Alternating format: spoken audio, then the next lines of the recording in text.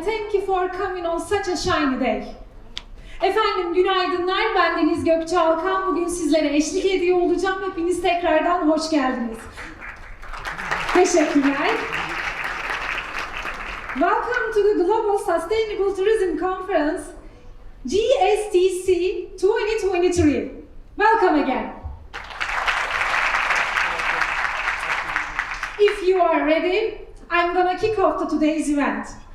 First, I would like to invite to the stage Mr. Luigi Cabrini. Please welcome. Thank you, sir.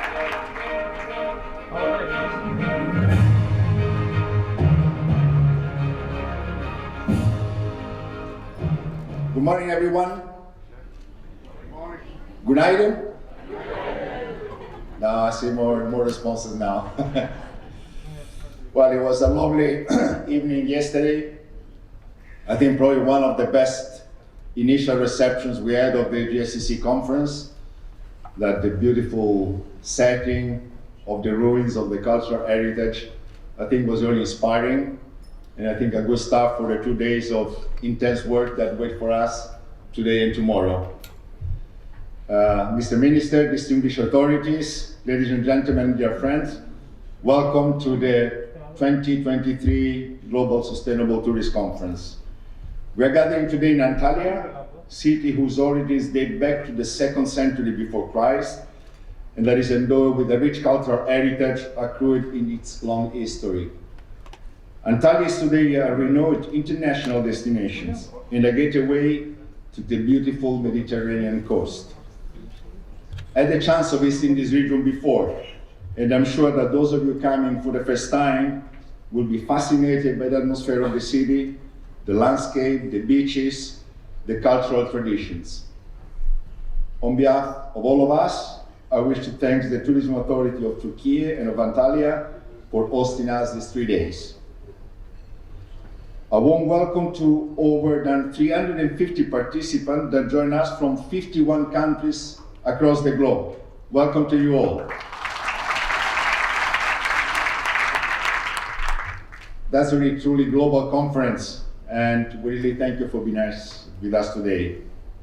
It is wonderful to meet together about 6 months after the successful conference we had in Sevilla, and some of you I had the chance of see you there as well. Dear friends, today we witness a strong recovery of international and domestic tourism after the dramatic drop of over 70% never recorded before during 2020 and 2021, when millions of jobs were lost, thousands of enterprises went bankrupt, and destinations struggled to survive. Many of these destinations today are returning almost to normality, as people are eager to travel again after lockdowns and travel restrictions. But we're still facing economic and geopolitical challenges, such as the war in Ukraine, high inflation, and soaring costs, especially of components related to travel and tourism. In this uncertain context, international tourism globally is not expected to return to pre-pandemic levels before 2024 at the earliest. It was 15 years ago, in 2008, when the Global Sustainable Tourist Council created and disseminated the first version of the global criteria for hotels and tour operators. Since then, we issued criteria for destinations for the tourism industry in order to create a comprehensive framework and the tools together with it to progress toward a better balance between the positive benefits and the negative impacts that tourism can generate. Time has shown, during these 15 years, that GSTC filled the gap, making available a system of standards that can serve both the private and the public sector to achieve higher level of sustainability. The GSTC today includes membership of tourism authorities of over 25 countries, some of which I would like to welcome here today, together with leaders of the private sectors, NGOs, universities, destinations, and many others. We welcome this variety, as we see it as a strength for our organization, as the tourist sector is represented in its multiple facets and interests. With the support and engagement of many of our members, we were able to develop several programs based on the criteria and to support destinations and companies to progress toward concrete and measurable goals. This is one of our objectives, not only a generic statement about sustainability, but setting mark and results and achievable goals. Through our accreditation program, the only one in tourism, we aim at multiplying the number of hotels, destinations, and other tourist companies that gain a credible certification, and at the same time making them effectively competitive in the market, as the market is demanding more and more sustainable products. Dear friends, we have seen during the forced reduction of tourist movement due to the pandemic that sustainability has gained a renewed interest and attention from many tourist stakeholders. The challenges threatening tourist growth have not really changed. The impacts of climate change are more and more visible. Plastic continues to pollute oceans and rivers. Water is scarce, while droughts multiply. Biodiversity keeps reducing its size. Tourism must improve in preventing sexual exploitation, promoting decent work, increase accessibility. We cannot and do not want to go back to a tourism that is perceived as generating more harms than benefits in the community where it develops. I cannot conclude in my remarks without reiterating our gratitude to the Tourism Authority of Türkiye, not only for inviting us, but also for the ambitious and far-sighted commitment you have taken, Mr. Minister, and your team, to develop a national sustainable tourist scheme based on the GSTC criteria for destinations. We will have the opportunity to discuss this pioneering initiative in more detail during the first panel of this morning. I take also this opportunity to announce the appointment of Dr. Elif Balsi Fisnoglu from the Turkey Tourist Promotion and Development Agency, TGA, as a new member of the GSTC Board of Directors. Welcome, Elif. We look forward to your participations in the future direction of our organization.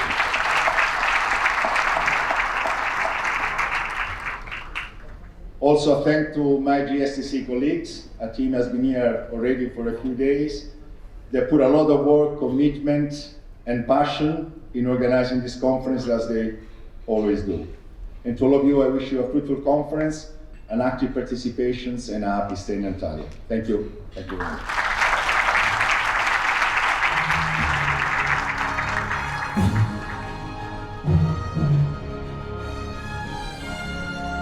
Gracias por todo, señor Cabrini. Thank you for your opening speech. Efendim şimdi ikinci misafirimize geçeceğiz. I would like to invite to the stage President of Hotel Association of Türkiye, Mrs. Müberra Eresin. Hoş geldiniz efendim, buyurun.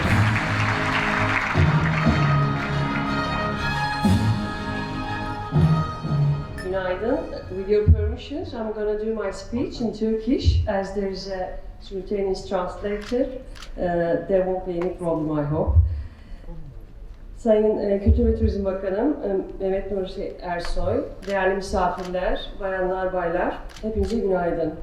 Bugün burada GSTC 2023 Küresel Sürdürülebilir Turizm Konferansı'nda konuşma fırsatı verdiğiniz için çok teşekkür ederim. Bu etkinlik birçok turizm uzmanı, kamu ve özel sektör yöneticisi, profesyonel ve seçkin konaklama sektörü temsilcilerini ağırlıyor. Hepinizi burada görmekten büyük memnuniyet duydum. Çok çok teşekkürler tekrar. Turizm endüstrisi Türkiye'de ülke ekonomisinde, refahında ve büyümesinde kritik bir rol oynamaktadır. Türkiye Otelciler Birliği olarak bunun bir parçası olmaktan büyük gurur duyuyoruz. Turizm, Türkiye için en önemli sektörlerin başında geliyor. İnsanlarımız için iş ve fırsatlar yaratan, ekonomimizin temel direklerinden biridir.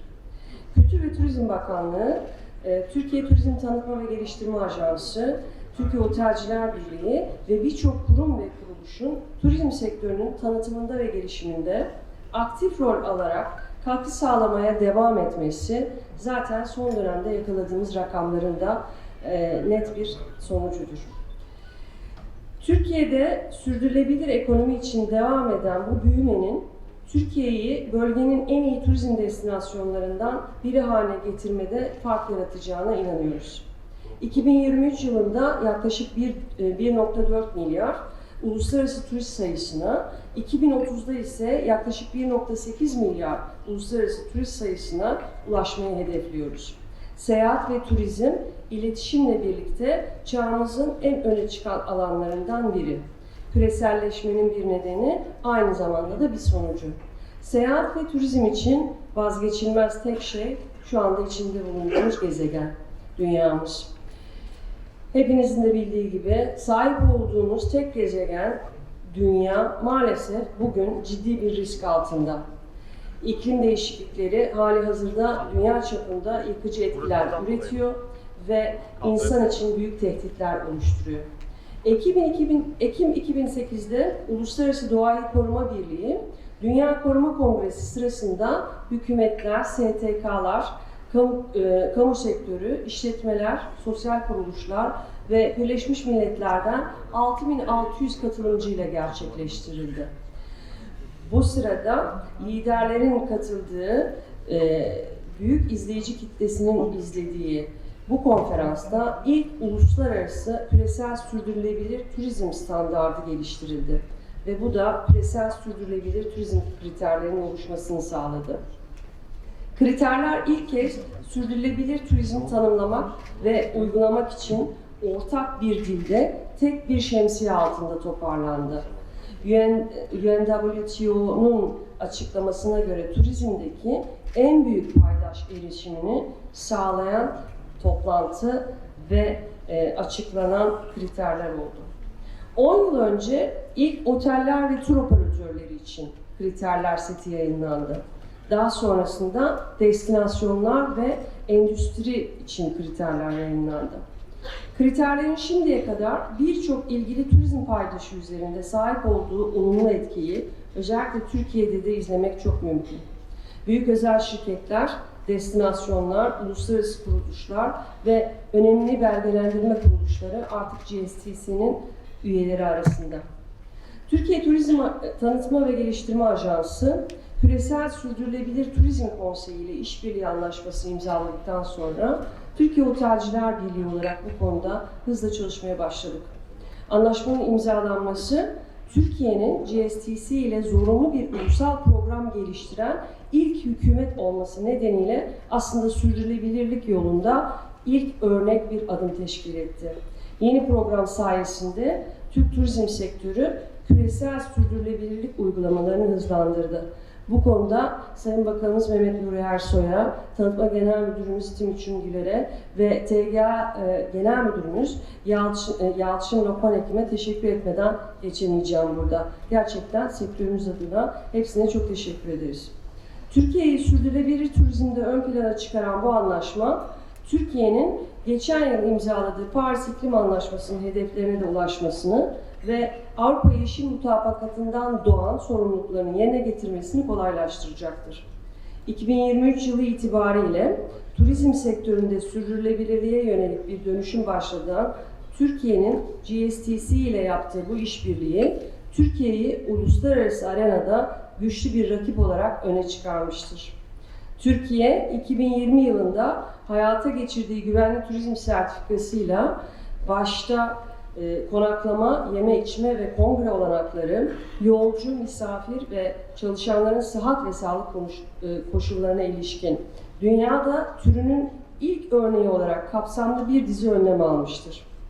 Bugüne kadar 12.000'e yakın tesise güvenli turizm sertifikası verilmiştir. Program kapsamında konaklama tesisleri başta olmak üzere turizm sektörü hem güvenli hem de sürdürülebilir standartlara tabi tutulmuştur.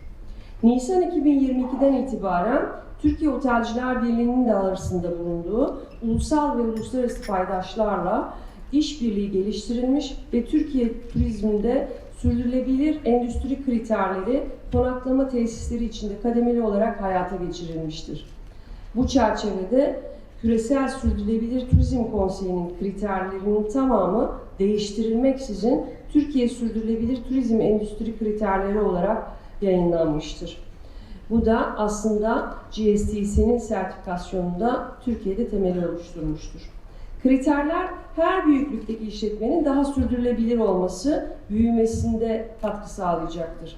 Sektörün ve yatırımcıların sürdürülebilirlik uygulamalarını teşvik edecek, üniversitelerde ve turizm okullarında eğitim, öğretim kurumlarına temel esaslar sunacak ve daha birçok katkılar sağlayacaktır. Kısacası aslında Türk toplumunun, ziyaretçilerin, sektörün ve turizm yatırımcılarının sürdürülebilir turizm ve uygulamaları konusunda farkındalığı çok daha fazla artmıştır.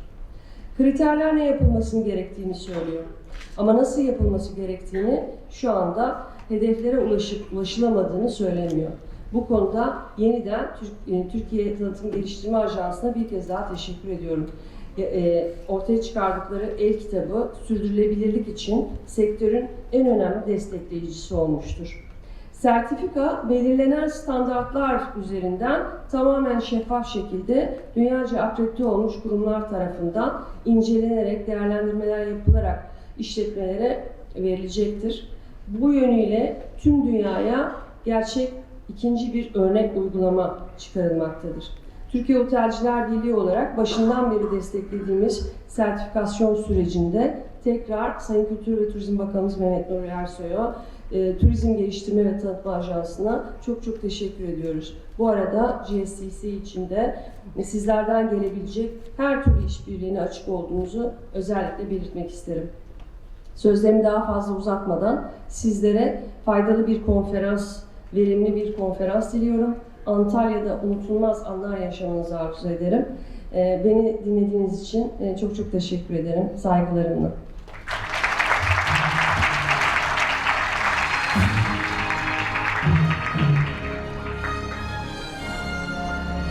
Sayın Eresin'e de bu etkileyici konuşması için çok teşekkür ediyoruz efendim. Şimdi ise bir diğer konuşmacımıza geçeceğiz.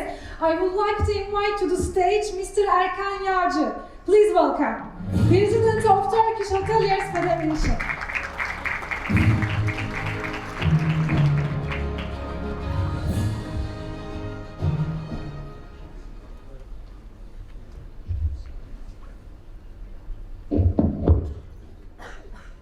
Good morning, Honorable Minister, respected guests, and dear friends.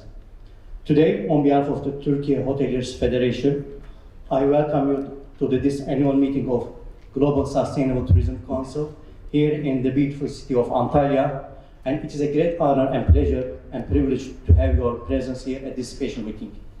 I know yesterday you had a very good evening at the Perge ancient city, and this is just a tiny bit what we offer in Antalya in Turkey. Thank you to each and every one of you for being here with us today. We are very pleased to have you and to be able to welcome you in this city.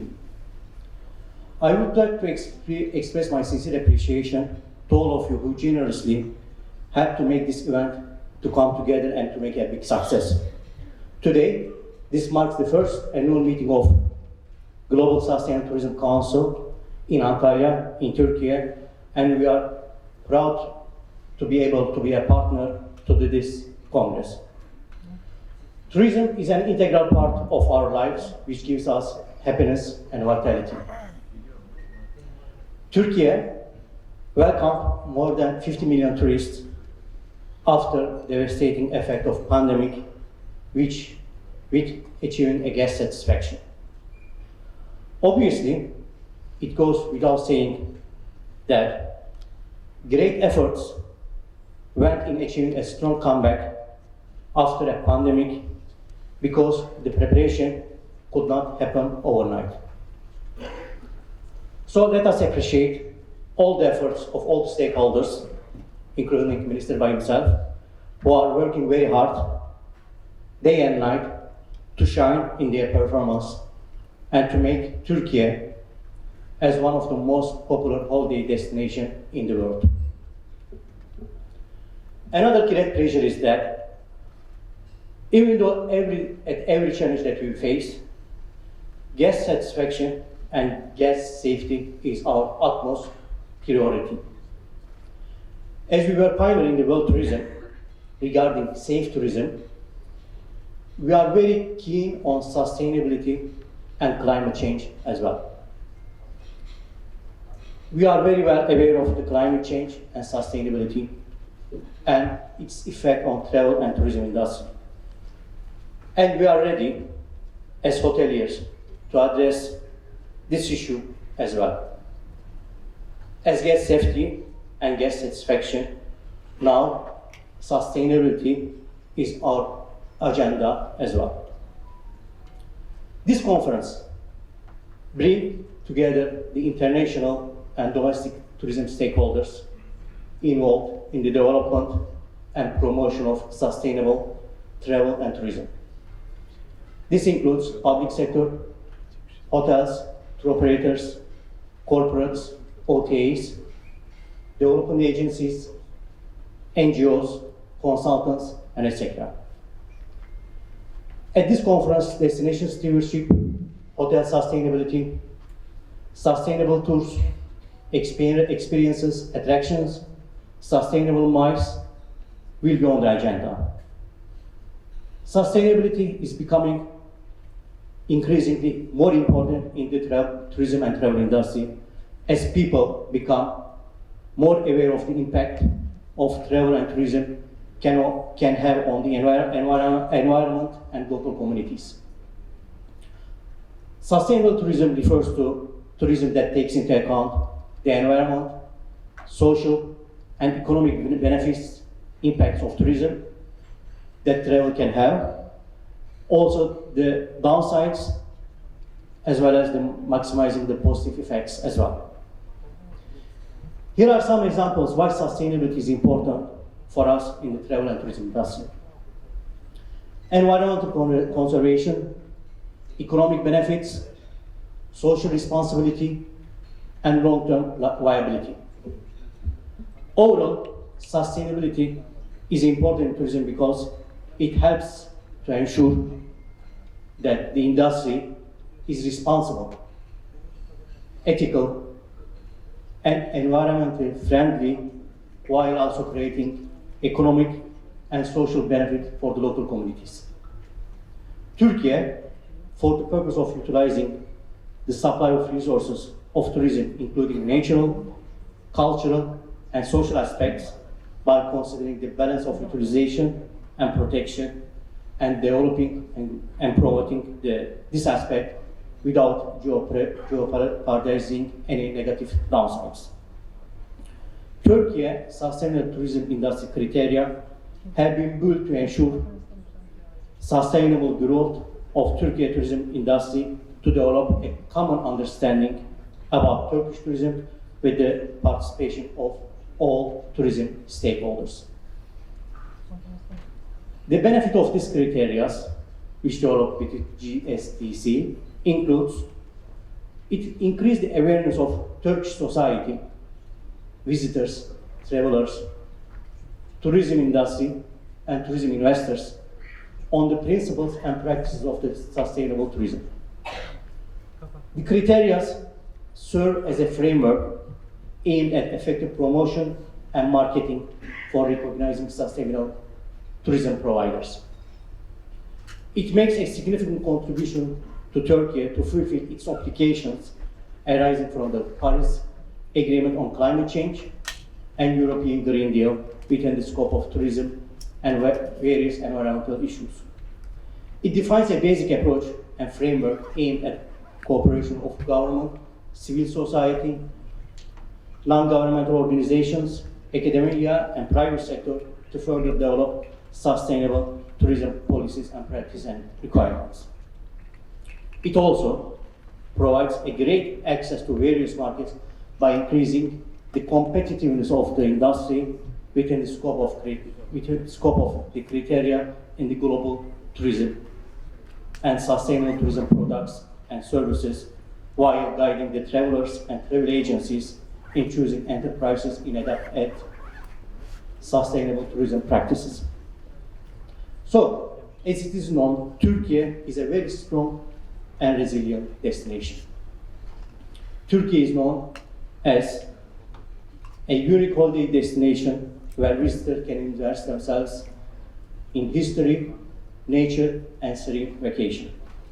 We, as Türkiye Hoteliers Federation, we just want to convey this clear message to you that we all have a mutual passion for travel and tourism industry, which can make a better world, a better place to live. Your passion will help us to unite, and the energy that you create, which allow us to achieve our common goals, as I mentioned before. I know I have speakers after me, and I don't want to take your time much. I need to leave some time for other speakers as well. So a very warm welcome to Antalya. And if you have any questions and suggestions, we will be around here and we can meet after the meeting. So thank you very much for listening, and let us welcome all of you to the magnificent city of Antalya and Turkey. Thank you very much.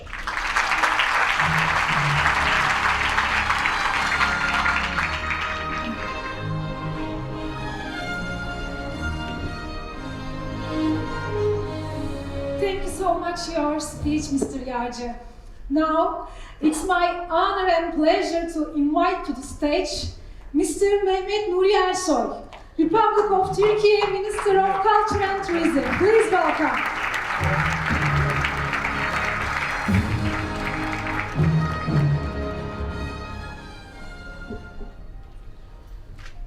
Dear valued executives of GSTC, respected stakeholders of the tourism sector, the members of the press, welcome to the 2023 Global Sustainable Tourism Conference. Each year, the Global Sustainable Tourism Council, GSTC, organizes this event in a different country. This year, Antalya was selected as the host.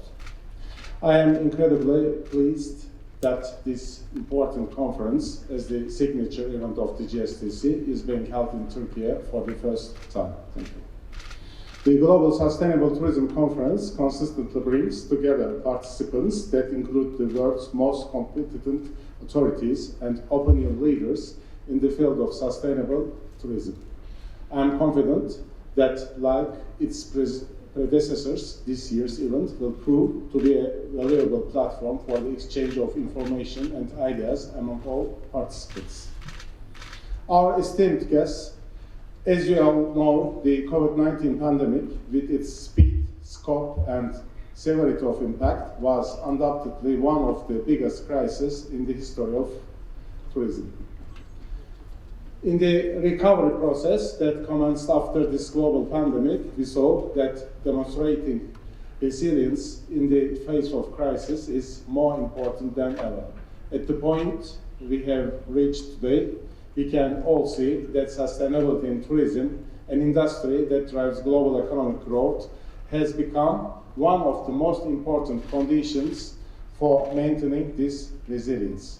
Turkey was among the countries least affected by this process due to its rapid implementation of the Safe Tourism Certificate program during the pandemic. Turkey is determined to transform the tourism sector into a more durable and inclusive structure through its responsible and sustainable post-pandemic politics. Our country was the first to forge an agreement with the Global Sustainable Tourism Council in the presence of the government and to prepare the National Sustainable Tourism Program. In this respect, our work is an exemplary step towards sustainability on a global scale, and other countries have followed our lead. I especially want to thank GSTC and its esteemed managers for their valuable contribution throughout this process. Within the scope of this program, which was created to ensure sustainable growth in the tourism sector and to develop a shared understanding of Turkish tourism with the participation of all tourism stakeholders, accommodation facilities are the priority. When we observe the dynamics of tourism today, we see that both global travelers and tour operators are looking for sustainable tourism items. And we all know that the most important way to increase the competitiveness of tourism today is to act by sustainable principles. Seeing these demands, we have brought regulatory standards to the sector. In the program, the transition will be carried out in the 3 stages. The first phase of this program, which is planned to be completed in 2030, will take place in 2023, this year. The second phase will take place in 2025, and the final stage in 2030, aiming to ensure all international standards in this process. In the first phase, accommodation facilities will comply with 30% of the set standards and 70% in the second phase. There will be 100% compliance in the third phase, and all facilities will be sustainable tourism certified by 2030. As of May 8, 2023, by meeting the required criteria, 1,382 enterprises received the first level certificate. The number of enterprises that have received third level certification is 202, and the total number of certificates reached 1,584. All facilities that have been entitled to receive certificates will 100% compliance within the scope of the program are announced on the Ministry and TJ websites and Turkey's official tourism platform, Go Türkiye. Dear valued guests, our actions towards sustainable tourism are not limited to our accommodation facilities. We have received Biosphere Sustainable Museum certificate to newly opened Rami Library in Istanbul, İzmir Arts and Culture Factory, Adana Arkeoloji Museum. Maintenance Tower, which will be opened on this Thursday, has also received the committed status as per the 70 Sustainable Development Goals of the United Nations 2030 Agenda. Turkey also maintained its rank in 2022 as one of the top 3 countries worldwide regarding blue flag beaches, 531 in total. Antalya, where we are now, has more blue flag beaches than any other city. Turkey, among the top 3 countries that have registered the most elements in the UNESCO Intangible Cultural Heritage List, has entered the list with 25 values of date to date. It should not be forgotten that these values increase public awareness of ancient cultural heritage and provide international visibility. Turkey currently has 19 heritage sites, including 17 cultural and 2 mixed, registered on the UNESCO World Heritage List. Turkey, with its historical heritage sites protected by the UNESCO label, its unique nature and deep-rooted gastronomic traditions, and its environmentally friendly and responsible experience areas also encompasses the sustainability emanating from the nature of Anatolia, which has hosted many civilizations over the centuries. Due to their commitment to innovation and sustainability architecture and intangible cultural values, Mustafa Pasha and Taraklı were named among the best tourism villages by the UN World Tourism Organization in 2021, as was Birgi in 2022, last year. Furthermore, I would like to note that there are 22 Sitta slow cities in Turkey. These slow cities adopt a sustainable and responsible tourism approach while preserving their handicrafts, nature, traditions, and customs.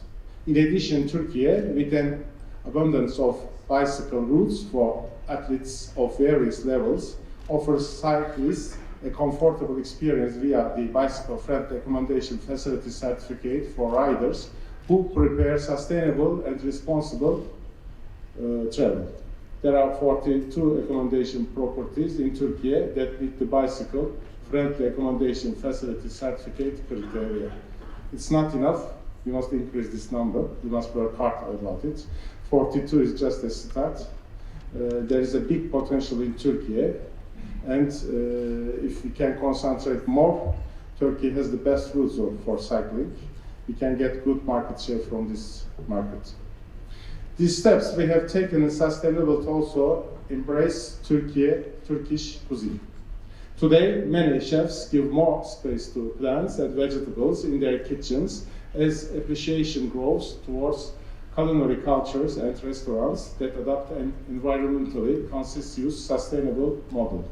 From this perspective, we introduce our cuisine and gastronomic richness to the world, presenting a culinary tradition that has for centuries been sustainable, healthy and waste-free.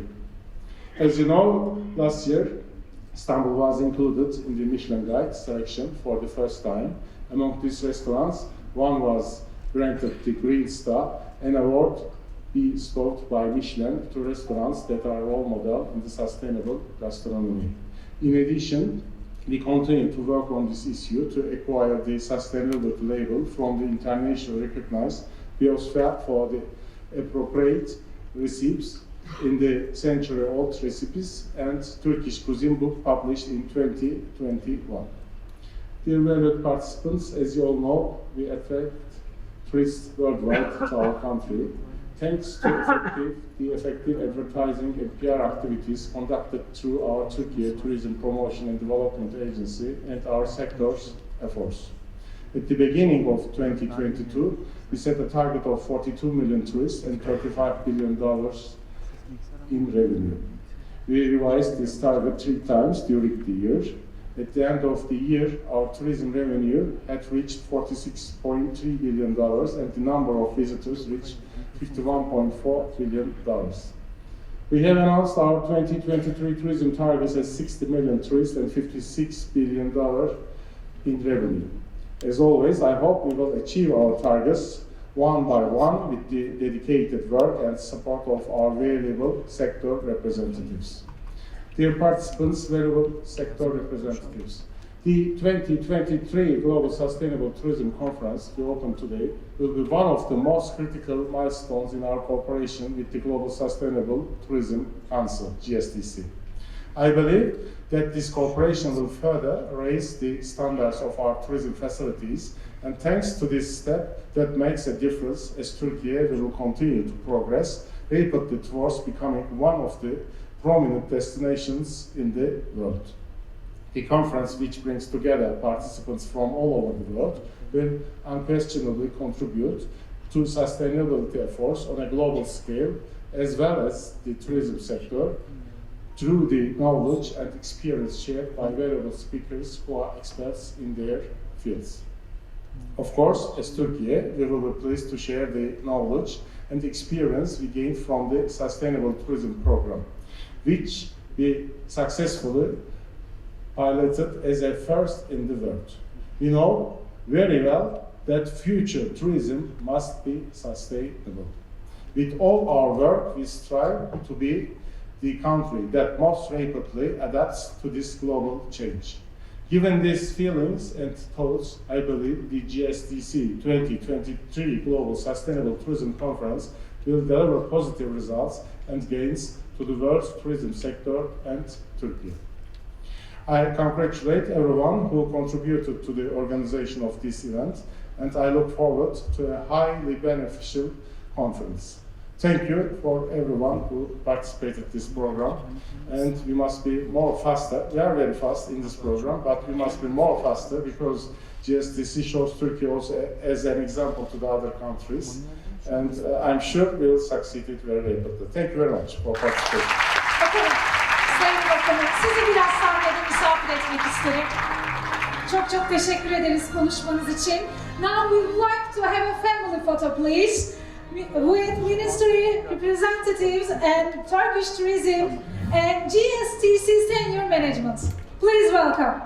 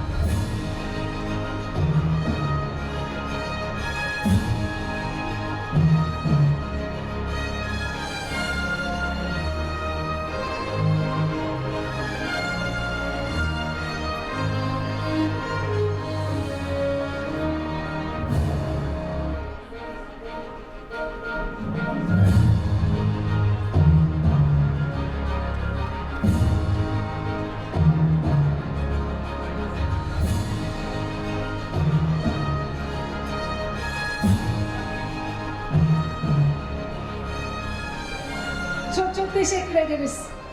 Our next session will start in 5. Thank you.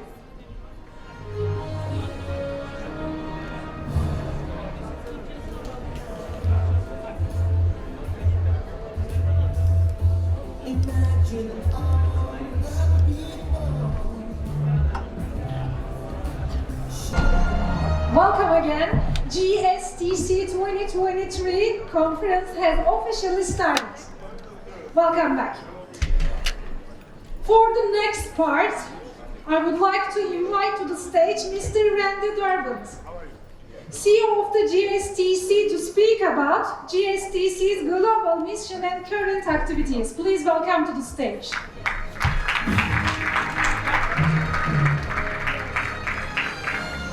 Good night and good morning. Just wait one half moment. People coming in. Please enter the room. We'll get started. The formal opening ceremony has ended. The conference begins. Okay, I think we have most people. Thank you all so much for coming here. It's so fabulous to see so many people from around the world. Our chair, Mr. Cabrini, has already said 51 countries represented. Really quite remarkable. So what I like to do to begin the conference, as I always do at our conferences, is give you a presentation really with two things. The basic history and who we are, what is our mission for those of you who are relatively new to us, and then an update for those of you who have been around with us for many years. We try to weave it together of what's new and what's forever in the foundational work of our do. So let's get right into it. So who are we? What are our activities? We were formed in 2007. Mr. Cabrini pointed out that in 2008 we released the first GSTC criteria. They were for hotels and tour operators. And then we revised them 2 times. And our founders were 2 UN agencies were the primary focus. In fact, Mr. Cabrini was at UNWTO and was very instrumental in making that happen. In 2005, those 2 UN agencies, UN Environmental Program and UNWTO, gave us a 1-sentence definition of sustainable tourism, and they wanted a longer definition. They wanted a global standard. So they created us. We're not in the United Nations system. We're a separate nonprofit organization that was created by them to continue their work that they were doing.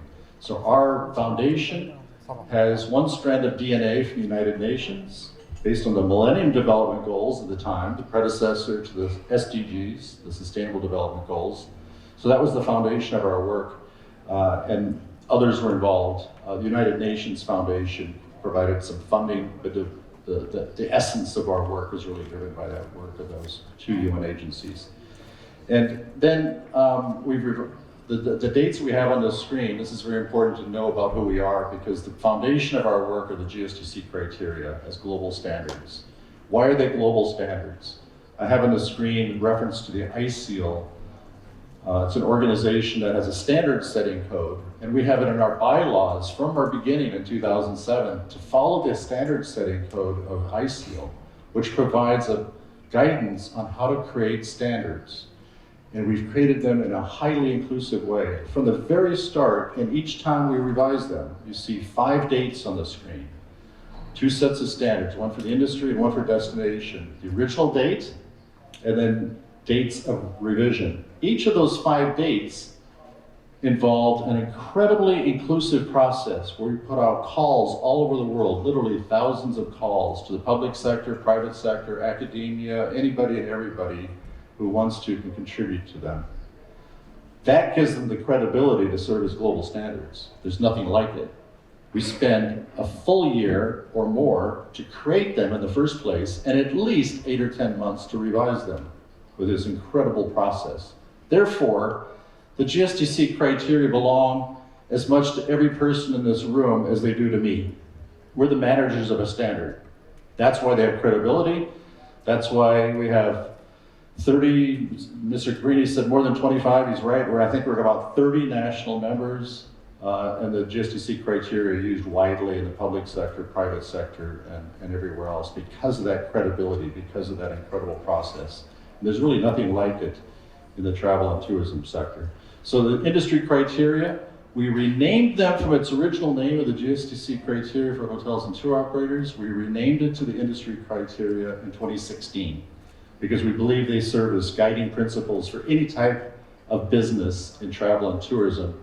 But we remain a leader in terms of guidance on hotels and tour operators through the technical work we do in an accreditation manual for good certification for hotels and tour operators.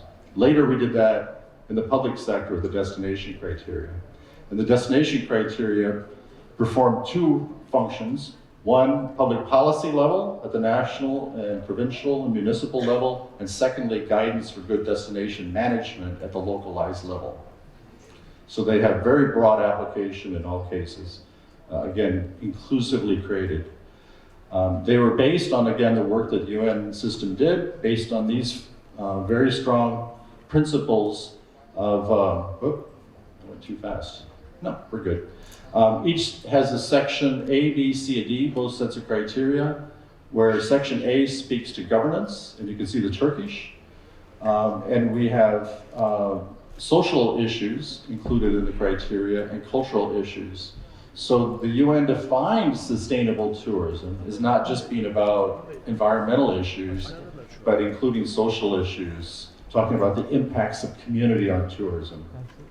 Before, we always thought mostly about tourism as just the private sector just does things and things happen. But as the population of the world grew, as the population of world travelers grew, we started seeing negative issues and so forth. And so the definition very much includes community impacts, the social impacts of travel and tourism. So that's core to our work as well, that within the standard, everything we do, based on the two standards, the two GSTC criteria, are not just about the environment. They're very much about social issues, cultural protection, protection of living culture, and cultural heritage. Look at the language of B, C, and D. In all three of those cases, those sections talk about maximize the benefits and minimize the negative impacts. Maximize the benefits and minimize the negative impacts. Do more good and do less harm. Tourism has a tremendous power to do good. Not just bringing people together, but to create jobs and economic activity. We know that it's 10.3% of global GDP, 1 in 10 jobs. Before COVID, 1 in 4 new jobs were created in travel tourism. Tremendous power for good. So we need to strengthen that, but we then need to address the challenges of environmental degradation, negative social impacts, and so forth. So do more good, do less harm. Another important part of our DNA, the first is the UN system and the Millennium Development Goals that became the SDGs. Another strand of our DNA really relates to work that WWF has led in many sectors. Our bylaws from the start directed us to do our best to follow the 3 codes of the ICEAL Alliance. I've already mentioned the standard setting code, which is the basis of the development of the GSTC criteria. And by the way, on the GSTC criteria, we're doing workshops here on new standards, which I'll come back and talk to you about, so stay tuned for that. Then, in the bylaws, it said follow all 3 codes. In addition to the standard setting code of ICEAL, there's also the assurance code and the impacts code. So this really drives all of our work. And after years of development, a little more than 2 years ago, we became a member of the ICEAL. We're a community member. They have 2 levels of membership. One includes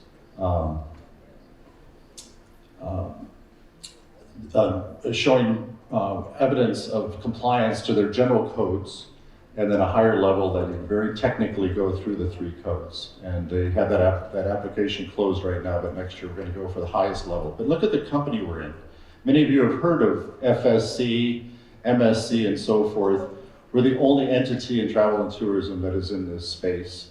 And I can't really think of any other candidates that would go to it. It was really years and years of development to get to this point. And it's based on those codes, and I highly encourage you to pay attention to that. That's another part of our DNA, because by doing that, we've created a system of inclusiveness and transparency that national governments like. We're not political. we're tuned into our mission in transparent and inclusive ways. And the private sector, I think, more and more appreciates the transparency and the credibility of our systems. Let's talk a little bit more about our systems. So there's the 3 ISEAL codes, the assurance code.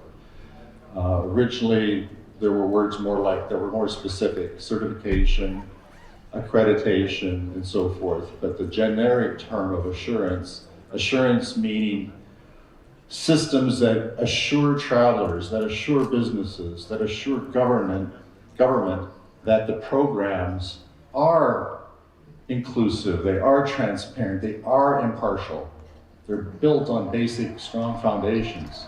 So if a program that comes out of an organization that follows that code, users of that system can be assured of impartiality, rigor, quality. We take that role very seriously. Everything in our organization is based on following that. We sort of, in a sense, preach that. We developed an accreditation manual in 2016 to provide guidance for good certification that speaks to certification as being a judgment, not including coaching to improvement. This is a very important point that's created a tremendous amount of confusion globally in hospitality and travel and tourism. We've had in our sector many organizations that have called them certification bodies, for example, but they violate the very definition of ISO-based standards and other international norms for what the word means. I implore you and ask you all to change your language. If you use certification for any sort of assurance or verification, I ask you to change your language to verification as the generic term. When somebody from the outside looks at your organization on safety, on health and hygiene, on sustainability, on whatever it is, that's a form of verification. They're looking at your process, your systems, your outputs, and telling the world something. And that level of verification varies tremendously. Various types. There are all sorts of wonderful programs, many of which are not certification. Certification is at the end of a process of improvement and coaching. You bring in impartial judges, and the judge just looks at the facts of where you are. If the judge is the same person who coached you to improvement, that's not an impartial judge. Human nature is such, if I've been coming to your hotel for 3 months or 3 years, I make personal connections. When it's time to do the scoring, oh, I know these people so well, they're trying so hard, they're so sweet, I'll just give them a pass. That's human nature. That's why we have international systems and norms for the very definitions of certification. In our industry, we've ignored what every other industry does. Safety would never do that. When you plug in an electrical device, that didn't happen. There were tough judges that looked hard at what are you doing and show us evidence. That's certification. So I'm not saying that any other form of verification is bad. We need all sorts of forms of verification. We just need to be clear in what it is. And we've allowed ourselves as an industry, I think, to be very confused about those things. So please think of verification as the generic term. Certification is something very specific. This is why the Ministry of Tourism of Türkiye and TGA, their partner, and our friends at Cappadocia University and that whole community brought GSTC, invited us, because they saw that credible system. They wanted to apply that credible system. We're going to hear from them later. We'll see if they verify that. But that's why I think they invited us. And that's really our attraction, and I think we're really growing as an organization in the last couple of years because we've proven, we've shown that kind of system. We have with us today our assurance panel chair. In a few moments, I'm going to ask our board of directors to stand, but I want to mention that we have internally, we practice what we preach. When we put a mark on something for a very strong level of verification, I have no input in the decision. Our team has no input in the decision. We have organizationally a wall administratively where we have an assurance panel that makes the formal decisions of any GSTC mark. They're the judges. So this is what we expect a good verification program, a good certification program to have. You've got a decision maker That's distinct from coaching and training and improvement, who makes the final decision. It's very judge-like. So that's the essence of the assurance code, and we've drawn from that and ISO standards to create a manual. More about who we are is who our members are. 51 countries represented in this room. Our membership is 78 countries. We're truly global. Any countries we're not represented in GSTC membership is not because we don't want them, it's because nobody came to us. We're a very low resource, nonprofit organization. We're here to serve. And 78 countries got involved because there were champions somewhere in the public sector, private sector, or NGOs or somebody. That's how we got to it. And so we're ready for anybody to work with us. Again, I think I'd say a cosmopolitan organization. Here's the 51 countries of those of you in the room, and just expand that into 78 countries. This is very interesting to look at our event attendees and think about where everyone is affiliated with the affiliations in the industry. I know you cannot read the small print of all the, especially in the back row, of the categories, but the point is there are small segments and nothing dominant. The largest we have is certification bodies, or 15% of you in the room. Next, there's NTOs, 12%. But if we combine NTOs at the national level at 12% and DMOs at more local level of public sector, the public sector is about 19% of this room. And hospitality is about 13% of this room, because we do a great deal in hospitality. But looking, no one thing dominates. We're not a club working on the perspective, one perspective. We're truly a network of people with different perspectives. And that's another part of our strength, I would say, is that because we do work in the public sector and the private sector, I think we are a bridge to bring all those together. Here's our board of directors, good distribution. In the past, we had someone in South America. In the past, we've had a few other places, but we have a board that's 2/3 elected and 1/3 appointed. And I would like our board of members, if you could kindly stand up right now and turn around and wave. We've got a couple of people back there. GSTC board members, please stand up and be acknowledged for your wonderful services. Ron, Elif, now on the board, we've met Mr. Cabrini. And on the stage in the photographs, our executive committee, Natalie Kidd is our secretary, Yannis Pappas, the treasurer, Coco Tang from China, Rika Jean-Francois from Messe Berlin, ITV Berlin, Kuniko from JTB in Japan, Kathy, there you are, Kathy Parsons, our accreditation, our assurance panel chair, and Matt Callahan from EasyJet Holidays. Thank you all so much for your tremendous contribution to GSTC. Thank you. Here is our board. The top row is our executive committee that give a lot of their time to really help us run the organization. Everybody in the top row is here with us except our longtime vice chair, Kelly Bricker, and she's excused because she's with her mother celebrating her mother's 90th birthday. So I think we can excuse her right now, but the rest of the executive committee is here. And the second row on the screen are those board members who are here in presence. So we have a plurality, and we'll have a board meeting while we're here in town.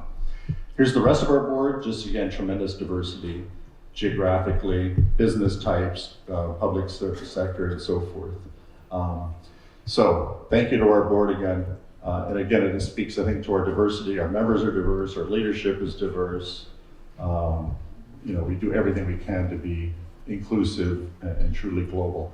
Just a little word, we've started a little bit late, and I'm going to kind of push through my presentation. So I'm not going to talk too much about our programs. I hope you go to our website. If you've not studied our website, it can seem a little complex. We have a lot going on. We have many programs. It's so full of different kinds of information for different people that it can be a bit confusing. So here's a lesson in using our website. We have 2 navigation bars at the top. One of them is organized by program and activity. So you can go learn about our training program. You can learn about membership. But up at the top, there's a hidden one that you don't always see, portals, and it says 4 hotels, 4 tour operators, 4 certification bodies, 4 destinations. And then we've created a gateway, a portal for those groups to use our website a little bit more efficiently. So there's a lot there, a great deal of content, and it's designed for different user types that are reflected in this pie chart of how many different user types that exist with us. We think training is so extremely important. You heard it from the hotel associations that we cannot expect the hotels of Türkiye to get certified if they haven't taught their staff and they've all learned what it is they need to do to be sustainable. Sustainable is this wide set of issues, right? So it really requires training and awareness. So we're engaged in that. We have trainers all over the world in many languages. We offer training in Chinese and Bahasa and Spanish and many, many languages. And so you can learn about that and look at our website about how that program works. We have online training. We can do on-site. We have 2 new programs that we're launching just next month on social issues.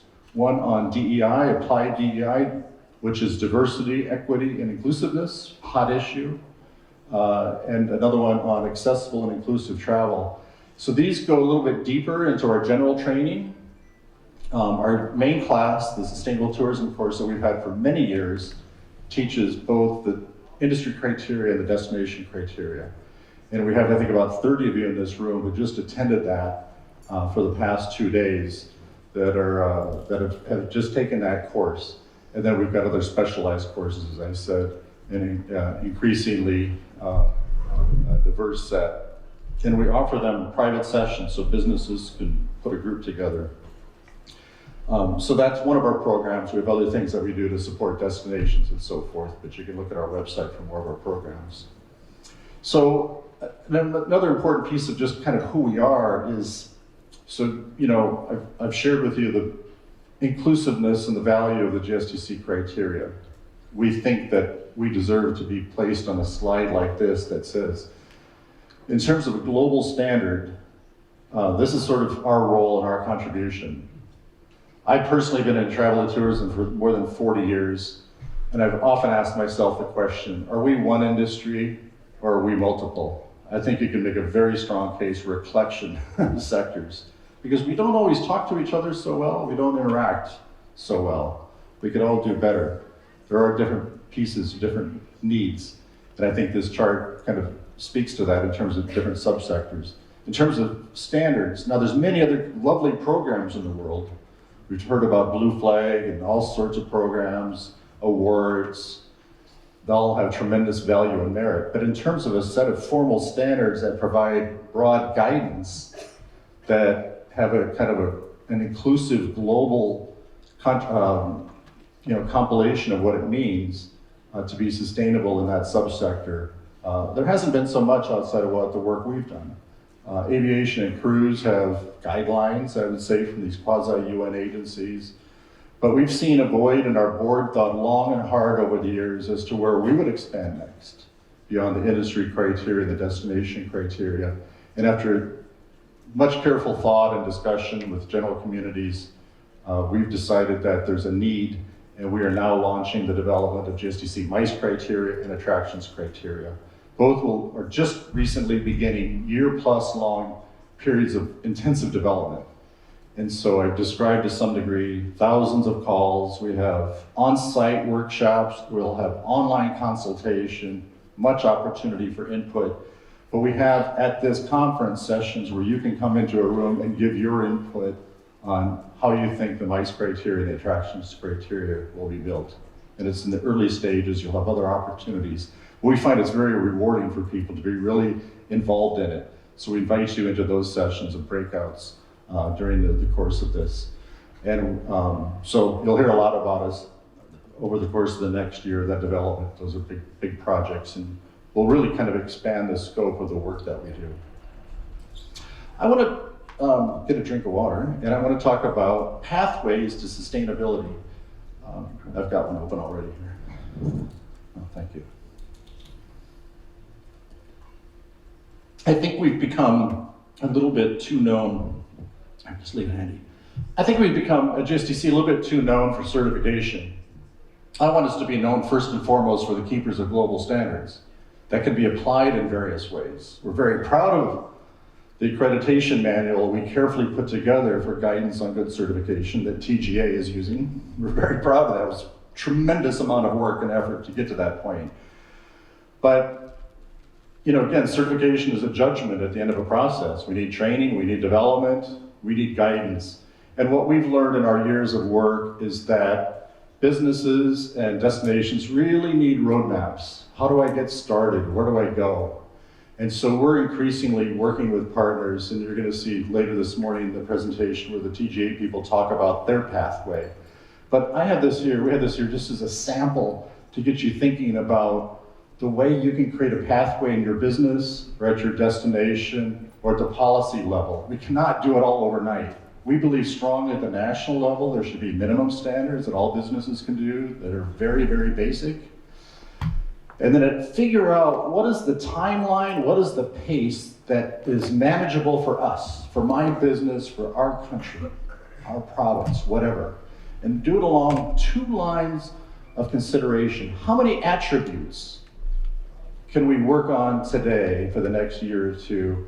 And what is the level of verification we're ready to show evidence to?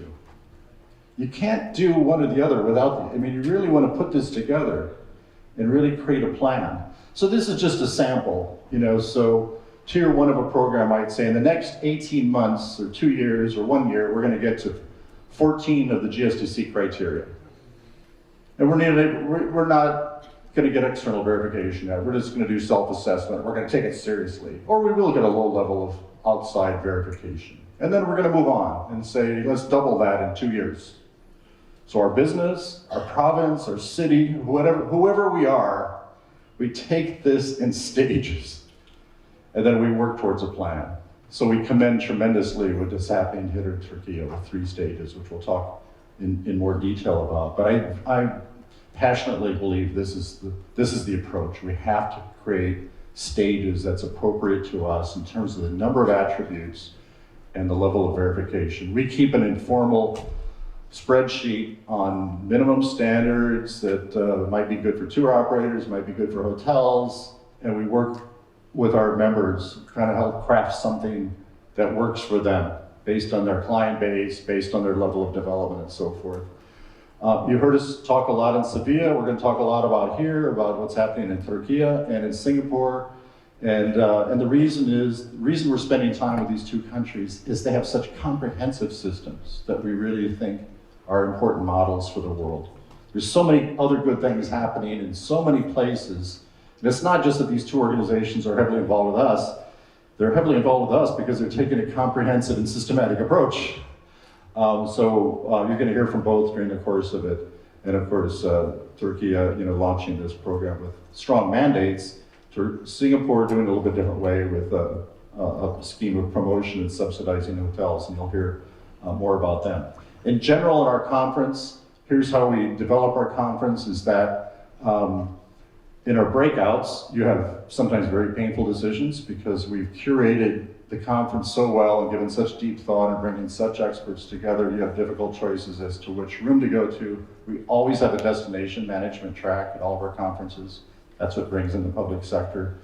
And then we address various other themes based on regional situation and our host desires and our global concerns. So not everything is tied to these themes, but these are kind of the guiding themes of this conference. Is always destination stewardship, but also here now hospitality, hotels, tour operators, and MICE. This is a remarkable assemblage. I would say that virtually all of you are experts in this field and probably belong on the stage. It's important for you to understand how we curate our conferences.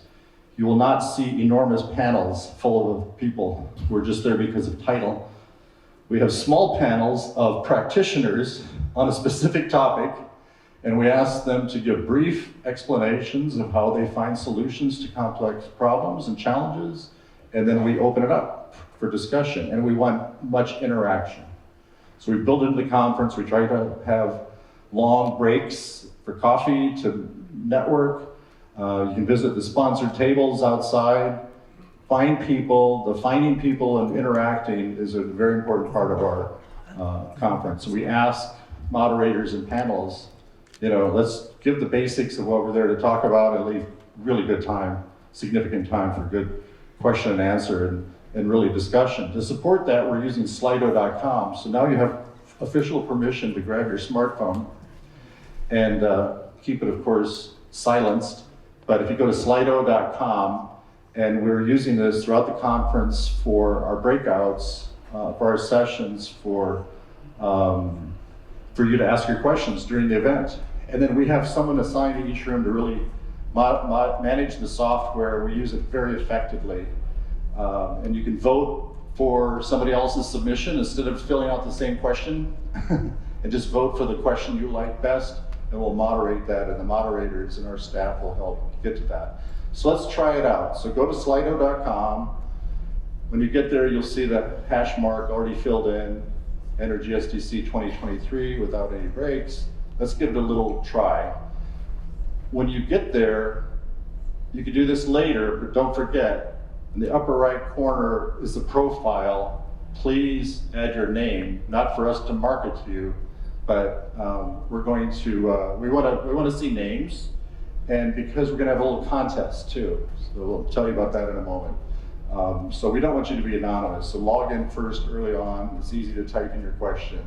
Let's warm up. And if you could go into Slido, again, Slido.com, enter GSTC 2023. And then you'll see this question. Are you aware of the European Union Green Claims Directive? No discussion, just quick answer. Are you aware? A lot, a little, or not at all? Tiffany, can we just see if anybody's in there? Got a few people, a little bit. Oh, I love the honesty, thank you. I didn't expect widespread knowledge. So, a little bit or no, just what I thought. Okay, we're gonna come back to that a little bit later, so keep voting. Okay, so we got a lot of people comfortable with the Slido. And it's important because if you use it actively, you too could be a winner. We have a 3-night accommodation, a registration to one of our conferences in 2024 for the most active participant in Slido. The winner will be announced May 11th. So log in with your name. If you come in as anonymous, you don't get points towards this. Okay, so log in with your name on Slido, use it. You know, we did an unusual thing in Sevilla in December. We announced not only this conference, but we announced 2 conferences for 2024 because we had many partners in public and private sector with many offices around the world so they could do advanced planning. So we already have our dates here for 2024, which we'll talk about more tomorrow. And then we'll have a social media giveaway for those of you who post about the conference most heavily. And that will be announced on May 19th. That also would provide 3-night accommodations and have registration to one of your 2 locations of your choice, Stockholm or Singapore in 2024. So you got 2 incentives, use Slido and use social media to help us out. Now in my final minutes, my time is officially up, but we ran a little late from other programs. I want to keep the whole thing a bit shorter than planned. But just to review a couple of things that I've talked about and clarify a couple of things. Key things that if you want a systematic approach to sustainable tourism, we believe passionately really have to focus on these 3 areas.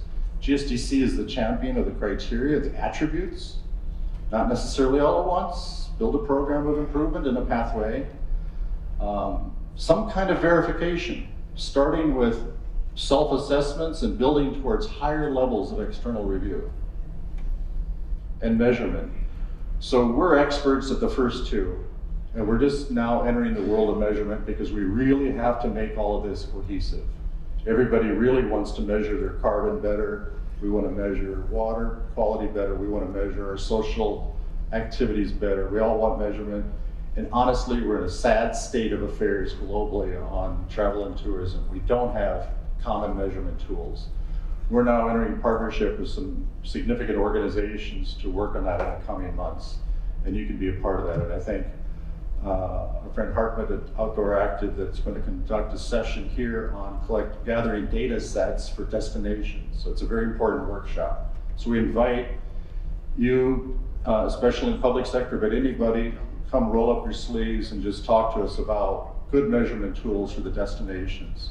And we at GSTC are going to be facilitating more of that for hotels, tour operators, and destinations over the coming months. So we all need to get better at measurements. You got to work in all three of those areas. Continuous improvement is part of the idea of a pathway. Don't think we can get there in a day. Harmonization of our activities. We've designed our system to harmonize with national systems and local systems. So you can use the global standards, but there's flexibility in there to add national context and local context. So harmonization. National programs are very important driver. And whether we exist or not, there's going to be national programs. And so we don't go out promoting our role, but we think we play a valuable role, and increasingly we're called upon for that. And I've talked about pathways to improvement.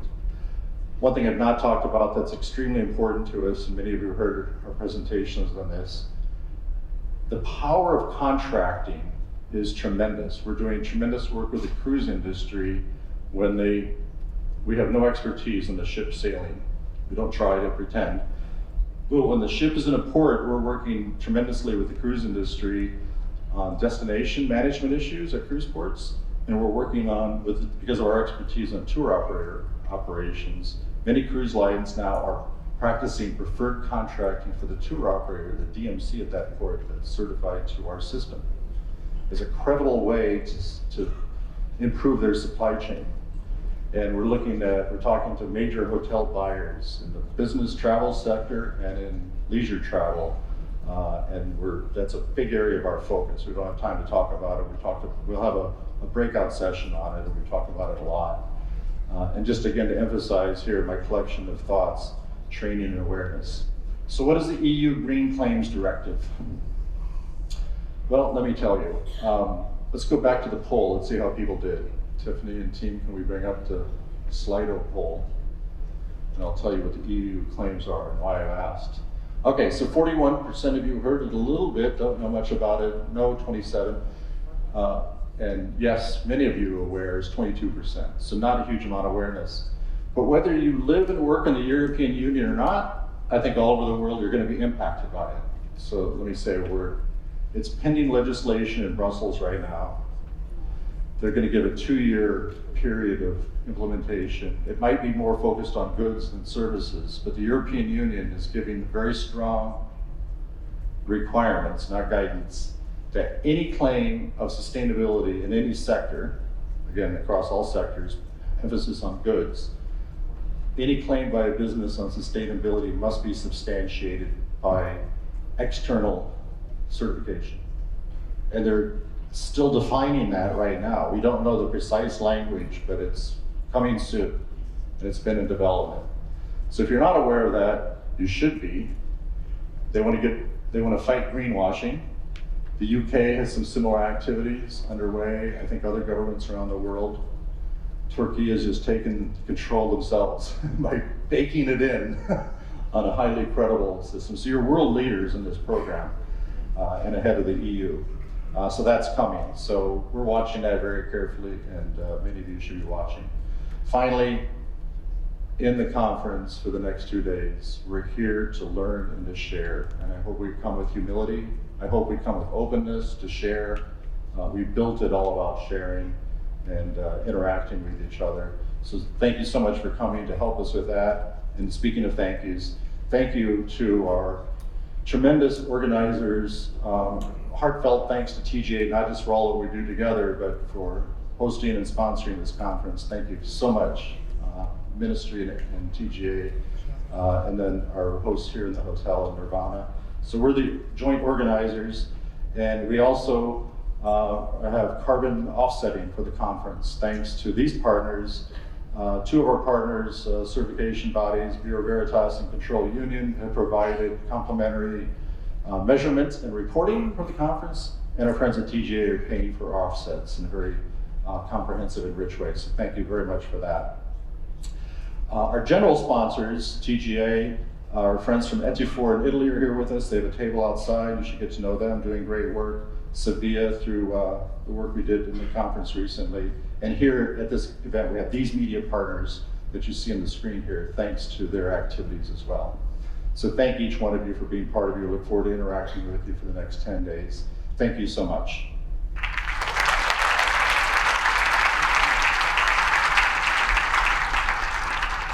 I'm staying for a moment just to introduce our next speaker. I'm very pleased to welcome our new friend, Yasemin Biro Kirtman. She's with the Global Environment Facility. And if you're not aware, it's a very influential organization, and we'll let Yasemin tell the story of why and how that means the Global Environment Facility. So Yasemin, please, the stage is yours. Thank you so much for joining us. Thank you, Randy. Appreciate it. Thanks, everybody. It's a pleasure to be here today. And thank you, Randy and GSTC, for inviting me to speak to you, to introduce you Global Environment Facility. I am originally from Türkiye, so it's a double pleasure for me to be here in this beautiful city of Antalya to talk about my institution, which is very much aligned with what GSTC stands for. So if I can have my presentation on the screen, maybe we can get started. Yes, perfect.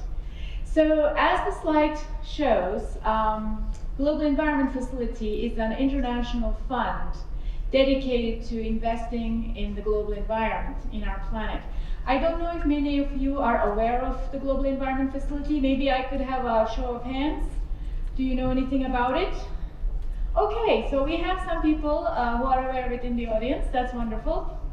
And for those of you who are not fully aware, I will go through a little bit about what it's about and what we do and how it relates to sustainable tourism. Is it working? Yes. So the Global Environment Facility is an international partnership, in a way much like the GSTC itself. So it has within its network various United Nations organizations, multilateral institutions, development banks, national entities, governments, international civil society organizations, and all kinds of actually local community initiatives.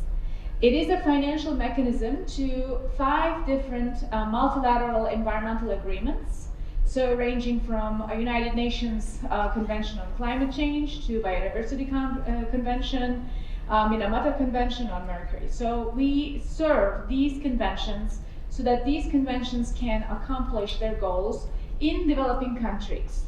So the GEF has a membership from 184 countries, and we provide financing to 135 of those, which happen to be developing countries. Actually, Türkiye is one of the countries where we work in the middle income region of the, the set of countries that are members to the GEF. Now the GEF is the largest, I would say one of the largest public funds. It used to be the largest, but now we have the Green Climate Fund, who's also raising a lot of financing for climate change. But the GEF is one of the largest public funds to benefit the global environment.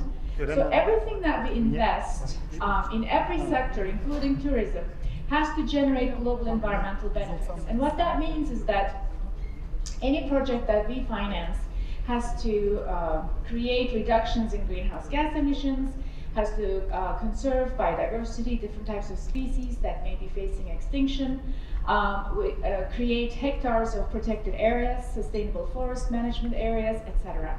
So in order to be able to do that, of course the GEF raises funding, which I will go through in a second, but we also have to raise co-financing from the private sector investors, from philanthropic organizations, from governments, etc.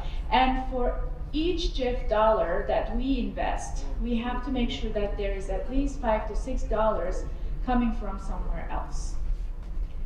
Now, I want to just quickly go through the history of the GEF to show you how an international partnership like this has evolved. It has more than 30 years of history. It's not very long, but you know also that the environmental movement around the world is not very long.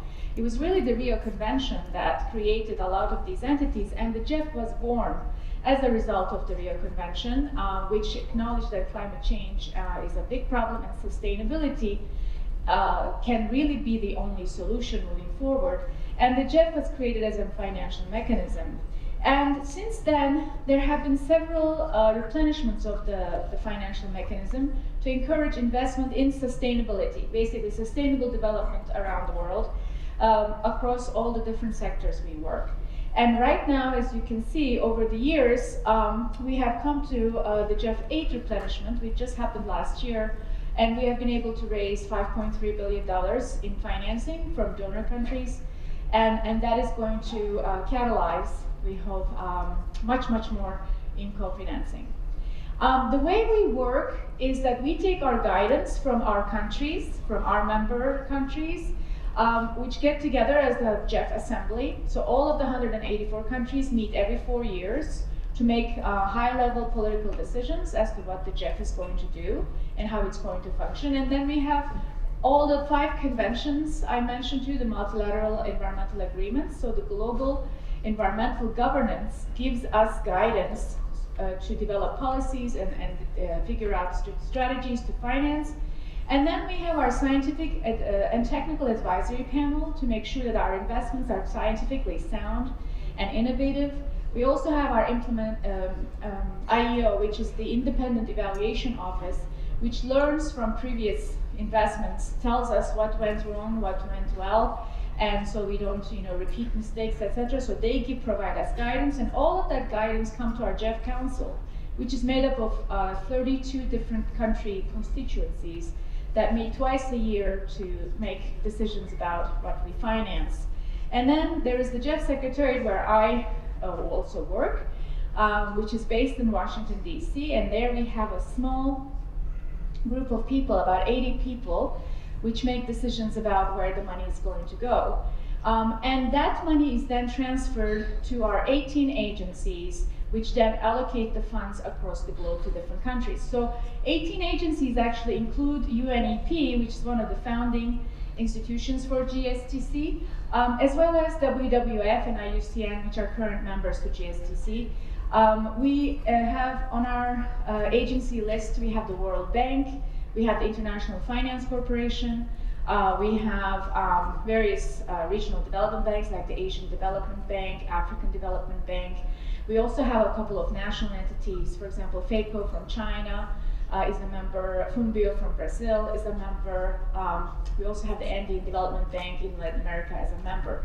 These institutions work with us to realize the investments in the countries themselves, working with local institutions, and therefore the action happens at the country level through governments, but also CSOs, the private sector, indigenous peoples, local communities, and other stakeholders in the form of projects that we finance.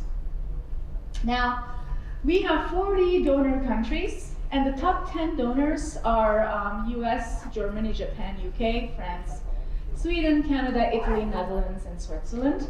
And of course, then we have other countries. Turkey is also a donor country. So Turkey is both donor and recipient country.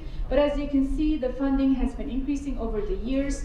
And these are the focal areas where we work. So biodiversity, climate change, land degradation, international waters, chemicals, and waste. And this, about $30 billion that the donors have funded so far have generated more than $100 billion for the global environment. And you won't hear our name very much when you see these projects around the world. We have more than 5,000 projects around the world because the projects are implemented by our agencies. You will see that it's a World Bank project, or it's a UNDP project, or UNEP project, but in fact the money, the starter money comes from us, and of course they raise a lot of co-financing to help that. We also have, in addition to the GEF Trust Fund, several funds to help climate change adaptation, and in these developed countries as well as in other countries. So behind closed doors, we're kind of trying to resolve some of the most critical problems that the Earth is facing. And we are doing this in collaboration with the countries themselves. So each country has a GEF focal point. And in Turkey, I believe the focal point is with the Ministry of Environment, which is the case in most countries.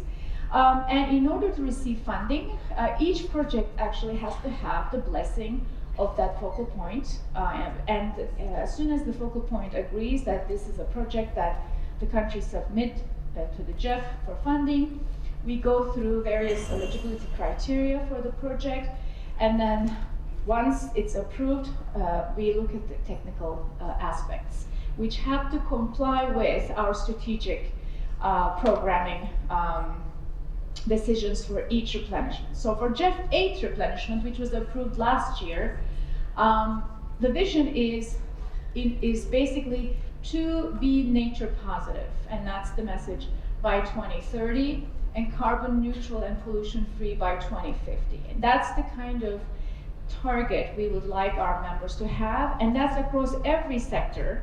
So tourism is one of the sectors that would follow these directions.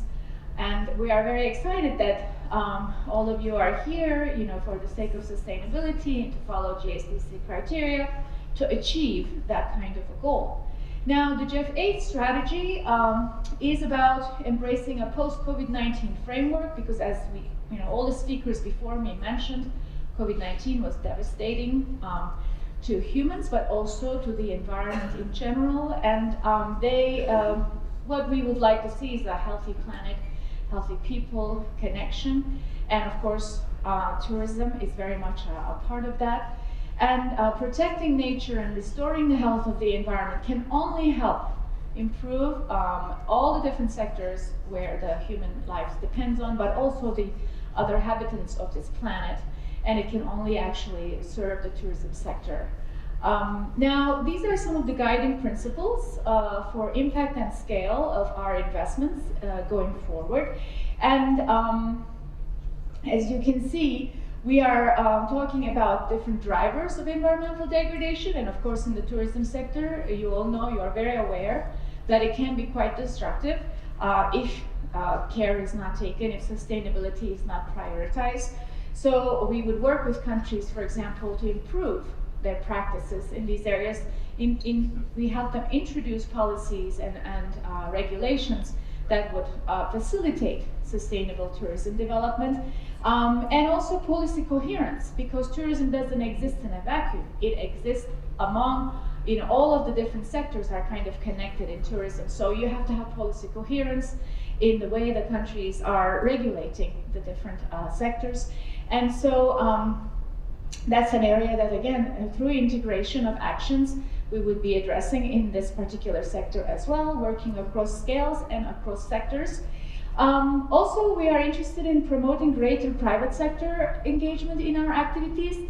As I mentioned, we work through governments, but our key stakeholders in the countries that actually take action are coming from private sector, right? So we are very interested in introducing our goals and our targets to the private sector and invite their participation and investment, and also their alignment along our different criteria. And GSTC is an excellent example. And designing for resilience. Some of the speakers also mentioned this. Facing climate change, we all, in every sector, need to become more resilient. And therefore, we have to build the institutional capacity for resilience at the local level, national level, and also international level. So our programs target that. These are the different categories under which we are currently providing financing. And I can see several places where tourism actually fits very nicely. And we are getting project proposals from different stakeholders that fit under different programs that relate to tourism. For example, the most obvious one is the blue-green islands, right? Promoting blue economy, especially in small island states and coastal states. Their sustainable tourism is very much in the forefront.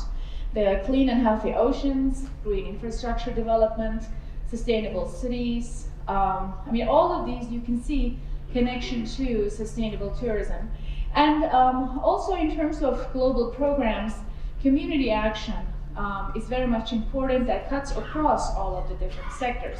And of course the key focal areas, I don't even need to, I think, mention. Now, everything that we do, again, very much like GSTC, is very much aligned with the Sustainable Development Goals of the United Nations. So every project proposal that comes to us for financing, they have to show which one of these goals they are mapped to, so that we can kind of fulfill the targets of the United Nations in order to achieve sustainability globally, right? Now, in addition to that, we also, as the GEF Global Environment Facility, have our own minimum standards on environmental and social safeguards. And again, I'm very happy to say that they are very much aligned with the GSTC standards. And I actually learned this because I actually took the GSTC training just this year, and this whole opened the gate for me actually to the reason why I am here today is because I took this training, which was actually fabulous, and I congratulate my GSTC colleagues for organizing that training. But there, of course, you go through all of the GSTC criteria, and I could see how similar they are for us. So, for example, in terms of environmental and social impact assessments, to minimize harm, as Randy was talking about, and maximize benefit, right? We're also looking at biodiversity conservation and sustainable management of living natural resources. That's very much in line with what GSTC criteria are talking about. Same thing with indigenous people and cultural heritage, resource efficiency and pollution prevention for the hotel industry, for example. Labor and working conditions, employee training and awareness, all of that really very much aligned. So I think there's a great opportunity for the GEF to work closely with the sustainable tourism industry, with GSTC's arbitration in between. Now, cross-cutting issues that we address in all of our projects is that we want to make sure that there is very wide stakeholder engagement, which is again what Randy was talking about. There are so many different stakeholders in everything that we do, and it's very important to make sure that everybody has a voice and they get heard in decision making. There's also gender equality and women's empowerment. It's extremely important for the Global Environment Facility that all of our projects make sure that there's gender equality and empowerment, because unfortunately, even to this day, all around the world, there is rampant discrimination against women, and we are trying to also make sure that our financing helps eliminate that. Again, indigenous people and local communities and civil society, the participation and their voices are very important, and we want to make sure that they are heard and their needs are addressed. Private sector engagement, and also knowledge and learning. As Randy was talking about, we think training and education is extremely important. I actually lead knowledge management and learning for the whole GEF partnership around the globe, and we have a lot of different programs that try to reach different stakeholder groups to train and educate people about the importance of sustainability and how to design successful GEF projects and how to learn from our previous investments so that we can design better investments in the future, and of course all of our safeguards, etc. So I think training and knowledge management is extremely important, and doing it digitally in this day and age is also extremely important. Remotely, trying to expand the outreach of training is extremely important. So I'm very glad that GSTC is working on this, and we also, as the GEF partnership, are putting a lot more emphasis and money. I must emphasize that, because without resources you can't really do these things. We are actually consistently increasing our investments in education training around sustainability and also knowledge sharing using digital media and platforms and communication strategies. Now, I just want to mention what we're doing in tourism. And as you can see, it's very little right now. I just mentioned to you, we have more than 5,000 projects, and we only have 96 projects that are directly related to tourism. Of course, we have other projects that have components that have, benefits to tourism, or that may, finance certain activities related to tourism. But in terms of directly working on tourism, we only have 96 projects, and what I would like to see is an expansion of that portfolio. And some examples of how we are addressing tourism directly is, for example, some of these projects that I just picked from the 94, but for no good reason other than just, I thought they were interesting. For example, energy efficiency improvement in the hotel industry in Honduras. This was implemented by UNDP in 2015. As you can see, for $1.2 million in GEF funds, they were able to raise close to $9 million in co-financing, which came from the government and the private sector, the hotels themselves.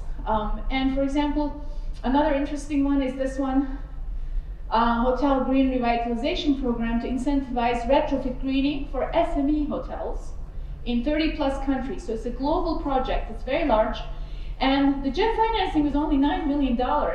It was the sweetener in the deal, but IFC was able to raise close to $800 million for this project, and we believe it's going to be very, very successful. And we look forward to, once it's completed, it's a fairly new project with IFC and World Bank, we want to expand that to other SME and other countries, for example. And there are some other interesting projects, and one other project I want to highlight is with WWF US, and I think we have representatives from WWF here today. It's one of our agencies as well in Colombia, and that's also looking at very specific ecosystems, conservation and tourism going hand in hand together, and we're financing that with an international NGO. And so that's a different type of project, but still very important. So that would be the end of my presentation. Thank you so much for listening. I am here. I am happy to respond to any questions, and you can always reach me via email if you have any questions after the event. Thanks very much.